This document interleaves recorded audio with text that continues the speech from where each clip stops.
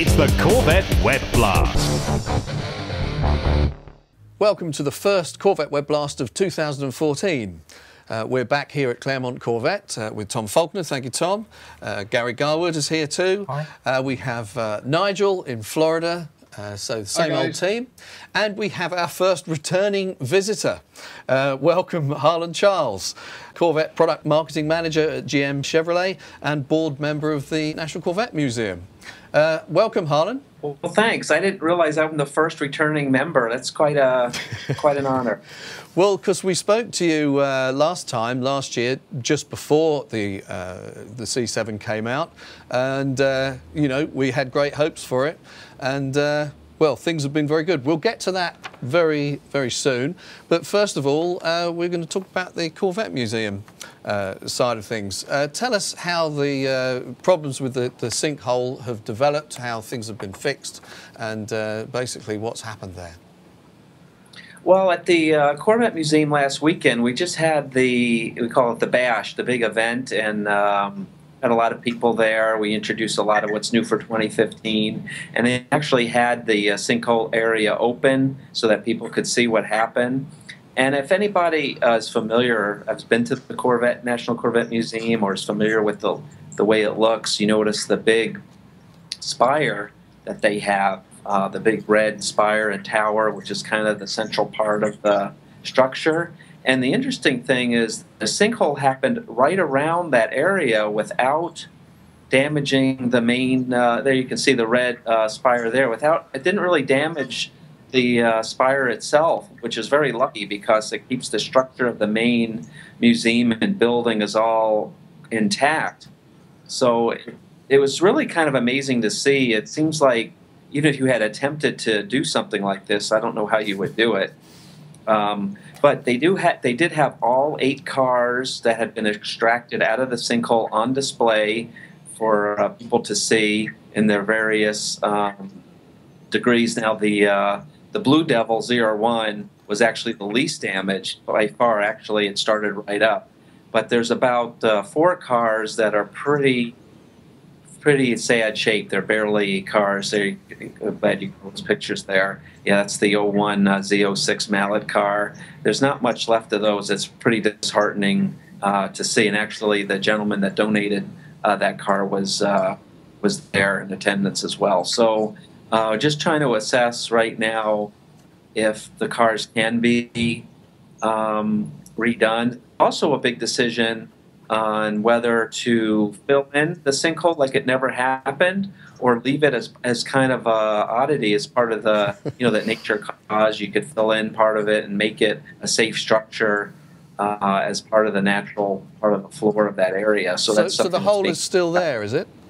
Yeah, the hole is still there. It's very deep, and it is fascinating to see. And actually, the Corvette Museum has actually gotten a fair bit of increased attendance, not only from the Corvette fans that are excited to go there as usual, or people that are concerned to see the cars, but just people in general as just a curiosity to see what really happened. To literally see a natural disaster, I guess.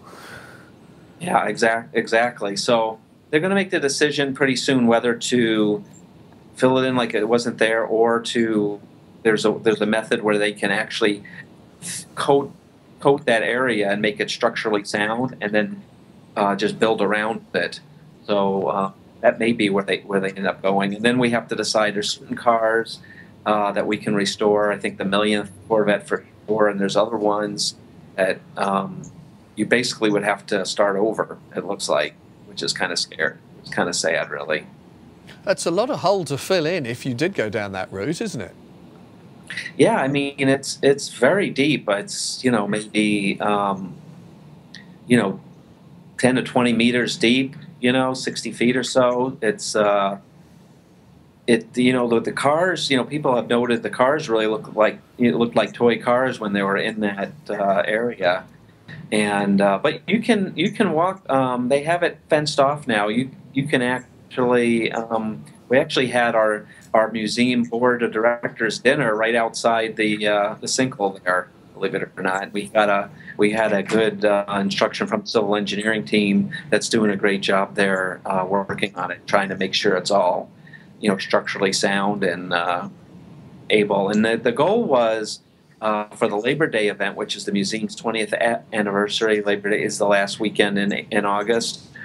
The goal was to have it repaired completely, so that it can be used, by everybody without, special escorts in there and things like that. Of course, talking of August 2014, the Motorsports Park will be opening then. How is that developing at the moment? Oh, that's very exciting. Like I saw just recently coming back from the Bash event a week ago. You could see a lot of the track is underway. At the Labor Day event, they have the opening of a section of the track.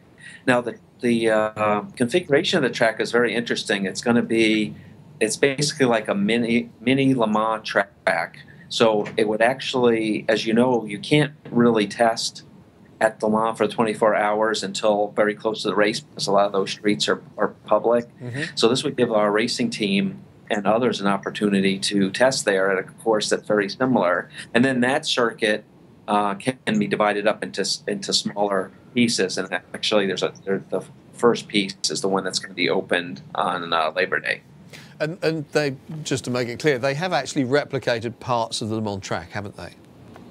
Oh yeah, like the Porsche curves, and they have the straight and the chicane that they're doing. Obviously, it can't be quite as long due to space limitations, but it will give the engineers on the racing team good feedback, and then also a thrill for anybody that gets to take driver training or drive their own Corvette there on the track to experience what it's like as well. So would you have notice of when C7Rs are practicing there? Can people then come and watch, and the reason for their visit to be to see the car practicing, or not? Yeah, absolutely. That's one of the big ideas, is that we could have an open, or have people attend the National Corvette Museum and know the dates in advance when the race team is going to be practicing there. So that would be a great event to go to and see, and there may be interest even from other teams to use that as well. Just take us through what joining the museum as a member can do as a Corvette owner. I know I've got a brick somewhere there. What are the various things people can do to be involved?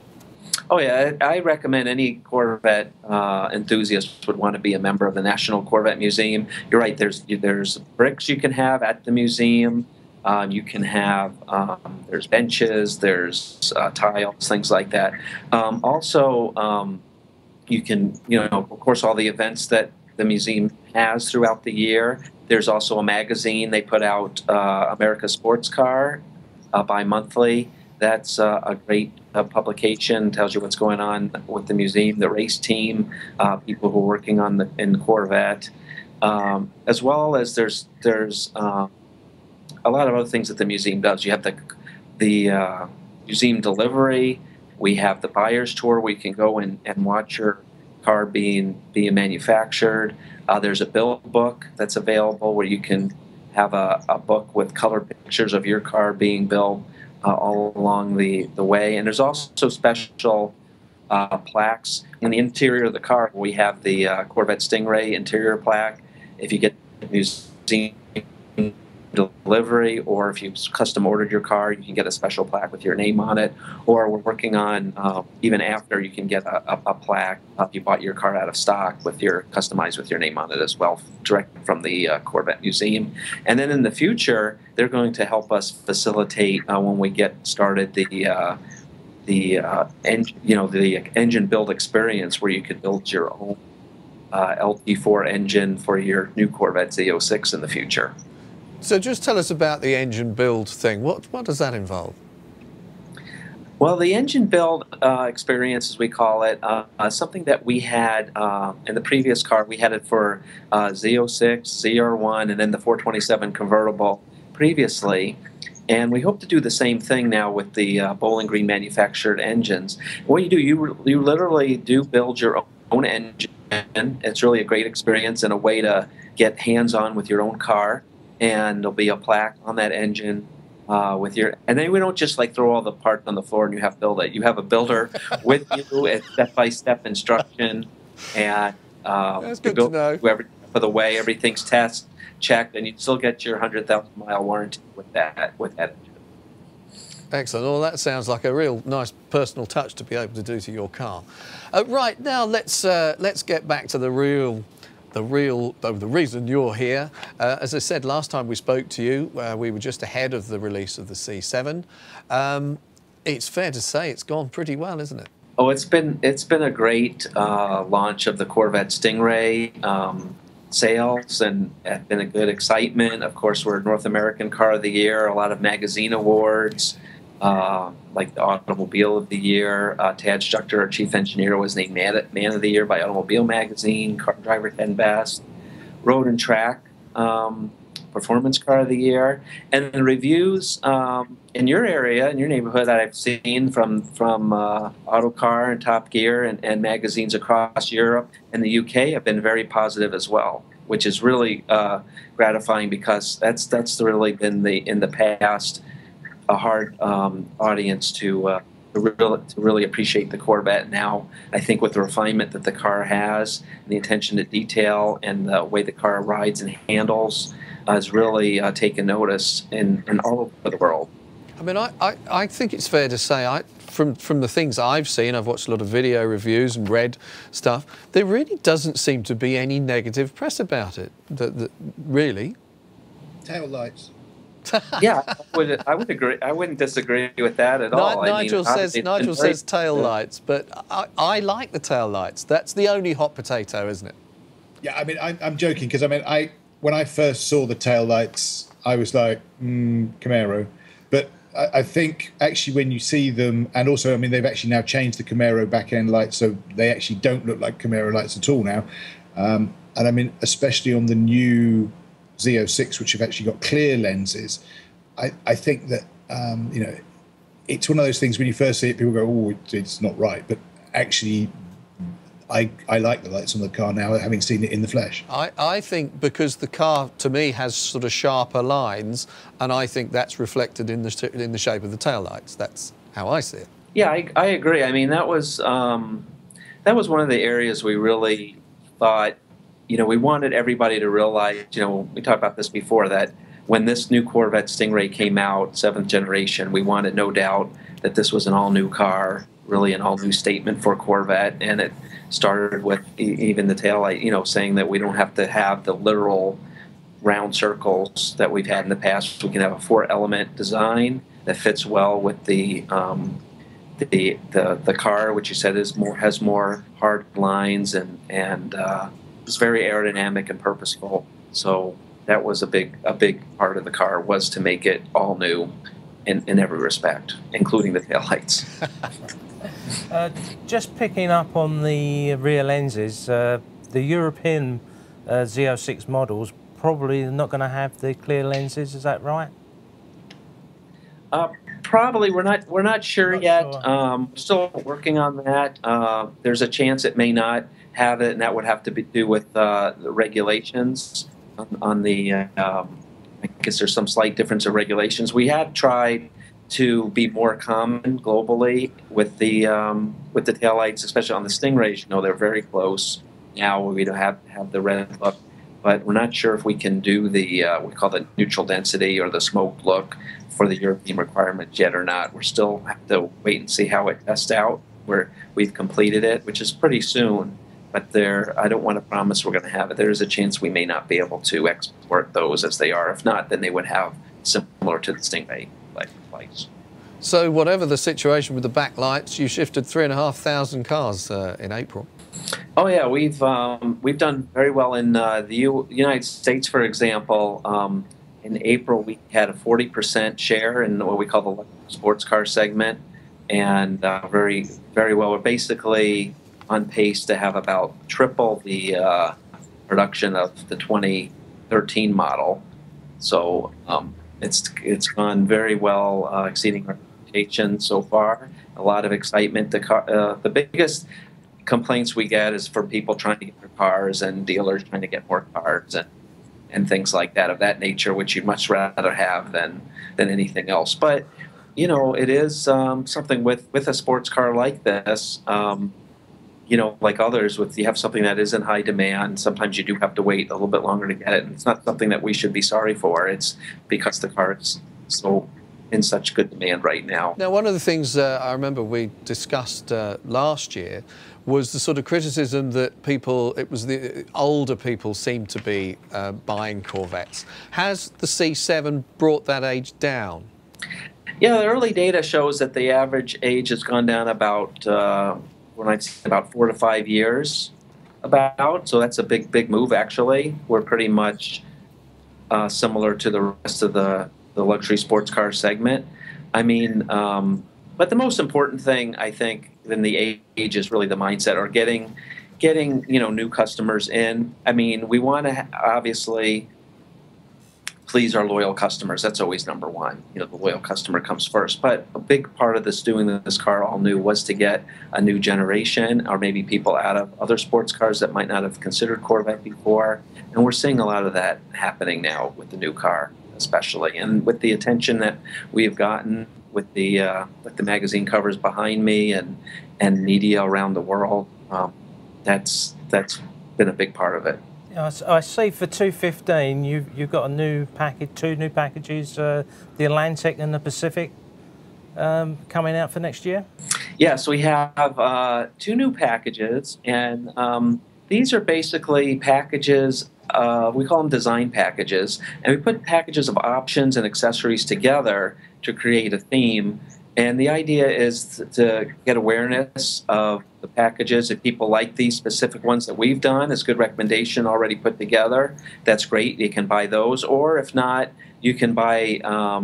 You can get the individual accessories or options. So the idea was kind of the Atlantic and Pacific, kind of an East Coast, West Coast, or the Atlantic you could say is maybe a European influence as well. More of a luxury GT type of car. It's a convertible. Z51, and we have the accessory wheels that we call the torque wheels, and we've changed the carbon flash accents to shark gray, and there's a lot of stingray gold accessories in the car. And then the other side, again, to show the bandwidth of the Corvette Stingray, we have the Pacific package, which is more of a West Coast, more motorsport enthusiast package based on the coupe Z51, and it has black wheels with the red line stripe on it, so it goes with the colors. You know, obviously the torch red, black, white, gray, silver would go, and they will come with the competition sports seats in black or gray, and the racing stripes. Again, more of a motorsports influence package. So you can see 2 bandwidths, or 2 bookends of the bandwidth of the Corvette Stingray, those packages. Or if there's certain aspects of each one that you like, you can just order one of those accessories or options for your car. Going forward to next year, you've got the Z06 Coupe coming out. Can you and also the Z06 convertible? Has the strength of the new chassis made the Z06 convertible possible? Yes, absolutely. Now I think people are seeing the 7th generation structure, why we did it the way we did it. We really designed it from the beginning to have a strong enough structure to enable these models that a lot of the enthusiasts have been asking us for, like a Z06 with both a removable roof panel or a full convertible. And the great thing about the Z06 convertible, you know, we might have a lot of people have asked for that, obviously, but then you might have the hardcore enthusiast. But we can tell them that structure is still 20% stiffer than the previous Z06 fixed roof only structure. So it actually, for all the reasons you want to make a sports car, it's very important to have a stiff structure. And the reasons in the past why we might not have done the open air models, now we have the right structure, and it being aluminum, it's lightweight as well. And we can offer that bandwidth, as well as being able to offer for the first time in the highest performance model, both a 7-speed manual and the 8-speed paddle shift automatic, which also a lot of people have been asking for. Oh, that's interesting, to take up on the automatic. Yeah, with the new, it's a new, all new 8-speed automatic designed internally for Chevrolet and General Motors, with the focus being on the new Z06 and being able to handle. We've said it's at least 635 pound-feet of torque for that new engine, so it is able to handle that, and it has. We benchmarked the quickness of the shifts with the paddles against the best DCTs, like the Porsche PDK, and in a lot of aspects, it is actually quicker shifting than that car. And so I think it's going to be a great car for people to drive as an enthusiast, because you have the quick paddle shift. Or, we all have those moments where we're stuck in traffic and you just want to put it drive it, because it is a true automatic with the torque converter. It'll be a very smooth and comfortable automatic to drive in those situations as well.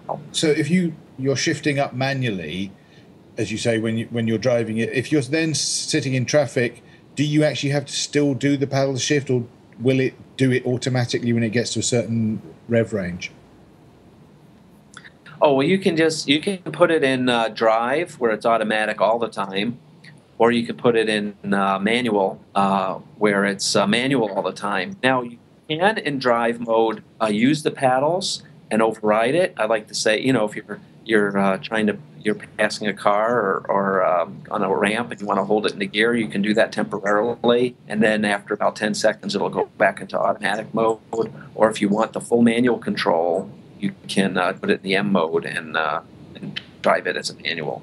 This is all of the car that's doing 0 to 60 in 3.4 seconds. That's correct. We just dropped a 10th off our estimate, and maybe more to come. We'll see. But yeah, that proves that it will be.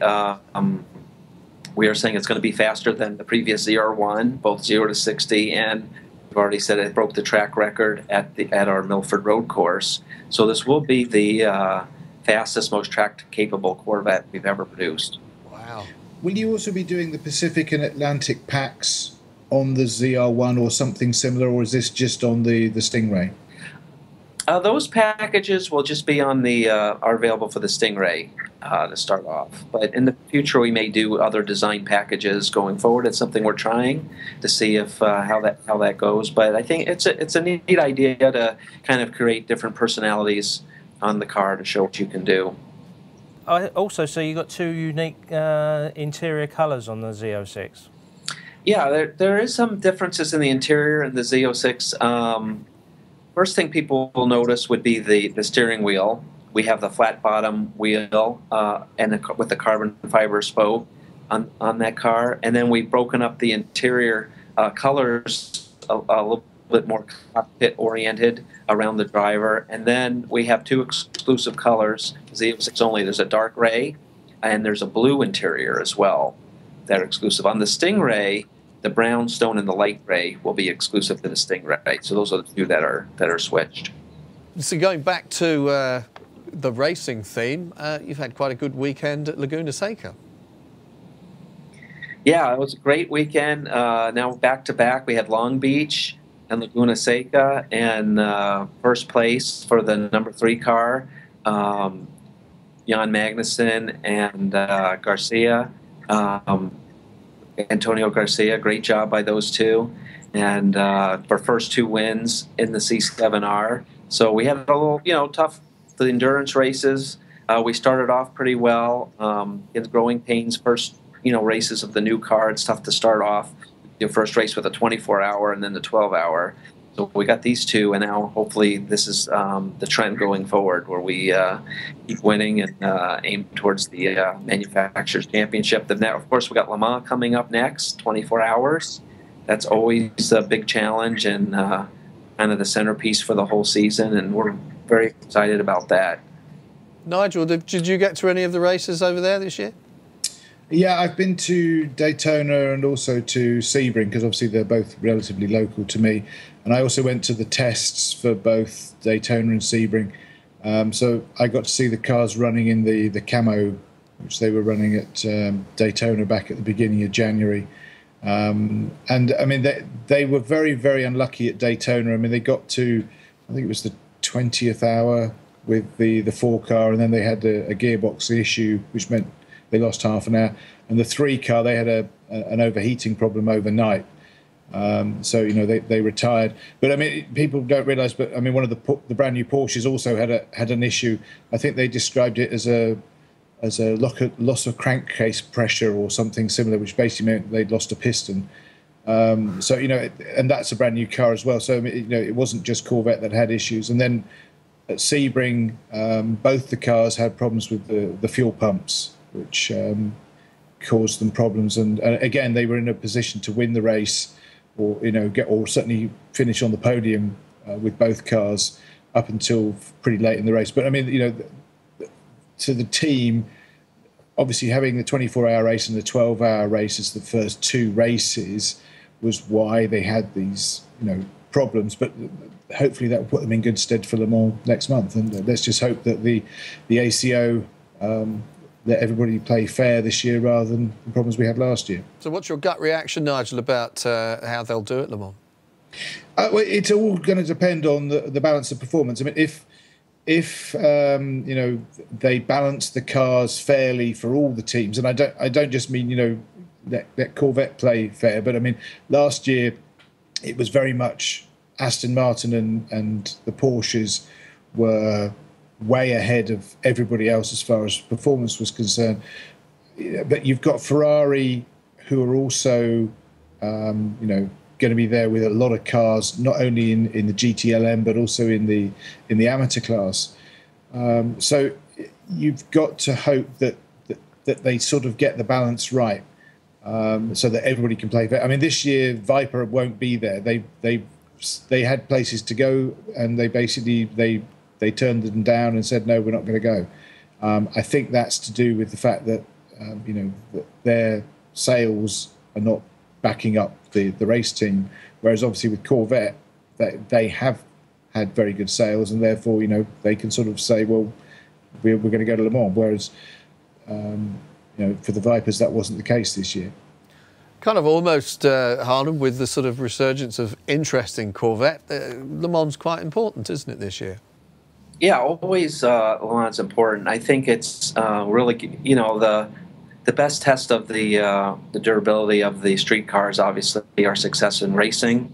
And as you can see, there's a lot that we put into the street car based on race car and vice versa. That's been something that we've really been trying to make people understand, that the Corvette is based on, you know, racing technology. And it's gone both ways, using the aluminum frame in racing now and things like that. So we feel that really gives the Corvette credibility as a sports car throughout the world. And a lot of people internationally know about the Corvette because of 24-hour Le Mans race. Are you going? I'm not sure yet. I want to go. Kind of politicking so I can go. Time I went, I only introduced the Z06 last time, so we'll see how it happens with budgets and things like that. But I would like to go. I don't know yet, though. It's a great, it's an interesting one.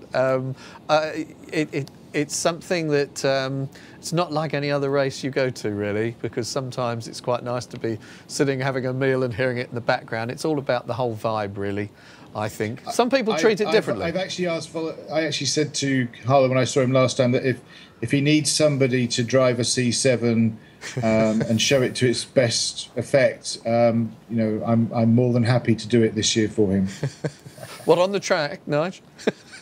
Well, apparently this year there's actually, you know, there's Gerard arranges a track lap.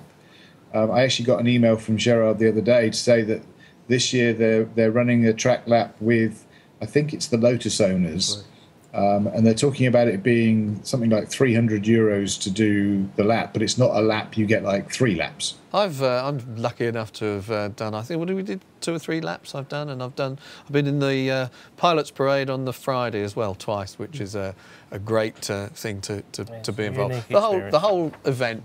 You got to go, Harlan. You got to go. Yeah, we really need to. You're trying to get the Z06 over there. I'm not even 100% sure we're going to have the show car over there, because we still only have the 4. We have the 2 coupes and 2 convertibles right now, so we'd have to send over. I'm sure we'll have some Stingrays over there for sure, but it'd be nice to have the Z06 over there. Yeah, going back onto the Z06, you've got 3 stages of aerodynamics on that car. Can you tell us about them? Oh, good question. Yeah, we have. That's right. We have 3 levels. The standard. It's hard to say standard, but the standard Z06 will have a front splitter and will have a unique spoiler in the rear as well. But then you can option up to get the we call the CFC, or the carbon fiber ground effects package, which has the carbon fiber rockers as a larger splitter in the front that's also carbon, and a larger rear wing as well. And those are available. The carbon fiber pieces are available as either painted or in the visible clear coated carbon. And then we have our top level, where you have the Z07 performance package, which upgrades the car with the ceramic brakes and the Cup 2 tires, Michelin Cup 2, basically street legal race tires. And that adds larger end plates to the front splitter, and then this clear wicker bill to the rear spoiler, which is actually adjustable to different heights for different levels of downforce versus drag. Okay, and that rear spoiler is on the show car. Is that going to be in production?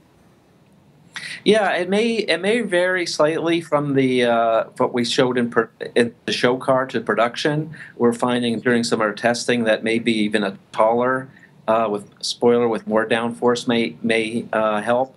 So the nice thing about it is we have these what they call little wickers that are screwed on to the base of the spoiler, and we can make different heights, just like you would with a race car. We can make different heights. So as we're tuning the car at the different tracks, we're trying to optimize the height of that for the best balance of the car overall, front to rear. Okay, and as well as the height on the centre wicker bill, can you alter the spoiler backwards and forwards? Does it tilt? No, it doesn't. It doesn't tilt, but we are looking at different, I guess, inserts that you could have from the standard level to the more aggressive level that could be, I guess, bolted in. Given that you are talking about fitting an adjustable spoiler to the back, and if you are taking one to Le Mans, you might want to fit it with bolts that are not easily removed. Okay. Because it has a very nice Z07 logo on it from the show car I saw, and I can imagine that somebody's going to think that would make a very nice souvenir to take home with them. We have to. Maybe we need you to be the bodyguard for that car. He'll have the spanner. So, is there any other new things on the 215 lineup on the Stingray that you can think of to tell us?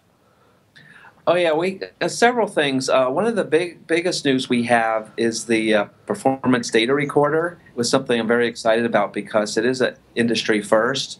We're going to be the first production car to have a fully onboard telemetry data recording system. It has a high definition video camera in the windshield header that will record the road in front of you, and then you can overlay that with various data from the car, various channels, of course, speed, the gear you're in, the RPM, throttle and brake positions, G-forces, or full friction bubble, fore and aft, left and right, as well as what state of the stability control or performance traction management is in. And there's various modes you can put this in, everything from the full track setting, which has all the data. You can have just a plain video if you just want to record for fun, a fun vacation road. Or there's a track like an acceleration test mode where it'll do 0 to 60 quarter-mile times and things like that. And it'll even indicate if you used the launch control or not. And all the data is... you can either watch it back on the center screen of the car, or it's downloaded to an SD card, and then you can use that, share it with friends. And then we've worked on this with Cosworth, who does a lot of the telemetry systems, including for our own Corvette racing. And there's a Cosworth Toolbox program where you can really, if you're really serious about improving your driving and track times, you can go on there and overlay different laps and compare do full comparisons, graphical analysis, and things like that. So it's really something that's exciting. It's going to be available on all the Corvettes for 2015, and it'll be tied in with navigation system. And I think it's something that people are going to have a lot of fun. It's another way to expand your Corvette experience to another level. Can I just check with anybody here that anyone's got any other things they'd like to mention, or Tom? No, just a very big thank you to Harlan. That's, Yeah. The Stingray is such a success. I think It's amazing. fantastic. So you must be very happy in your work, Harlan. Oh yeah, I mean, I think I told you guys before, I really have my dream job. I couldn't ask for anything better, and to be part of this launch of this all-new 7th generation Corvette Stingray, and now the Z06 coming next year for 2015, it couldn't be more exciting. It's really, the real excitement is seeing the drivers and the customers, how much fun they're having driving their cars, and the excitement around the whole Corvette enthusiast community, especially with you two as well. Okay, thanks again, Harlan. Thanks for joining us. Right, Tom, we got an interesting email the other day about a new book, which we both received yesterday. We did indeed, and it's there it is. It's a revival, or in fact, a complete rewrite of what is arguably the best book on the Corvette ever written, and it's by Carl Ludvigsen.